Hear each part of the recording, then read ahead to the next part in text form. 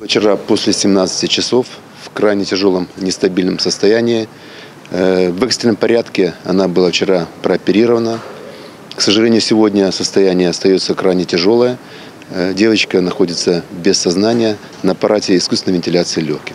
О перспективах говорить сложно. Месца ж трагедыі, якая учора адбылася ў гарадскім парку, ужо агароджана чырвонай стужкай. На першы погляд зламанае дрэва здаровае. Ці так гэта? Дадуць ацэнку эксперты. Ужо сёння сюды прыбыла надзвычайная камісія. Іх вердикт – дрэва спіліць і арганізаваць дадатковы моніторинг дрэв у горадзе. Мы проведем обследование всех деревьев в местах массового скопления людей. Это, кроме того, школы, сады, учреждения образования, здравоохранения, культуры. ЖЭСы будут работать территориально.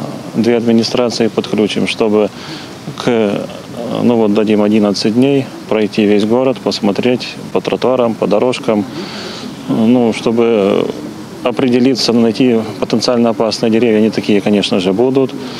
И принять меры по их удалению. Пілавалі і іншыя дрэвы, якіх не пашкадавала непагода. Не пашкадавала яна і аўтамабілі і агароджы. Пры гэтым, як азначаюць спецыялісты, зламаныя дрэвы амаль усе здаровыя. Што ж датычыцца аварыйных, то толькі ў мінулым годзе ў Брэсце ліквідавалі каля 1000, у вобласці 8000. Але не толькі старыя дрэвы падчас непагоды могуць быць небяспечнымі. Когда сильный ветер, нужно уходить подальше, не только от опасных деревьев, от всех деревьев, те, которые могут вызвать определенные подозрения.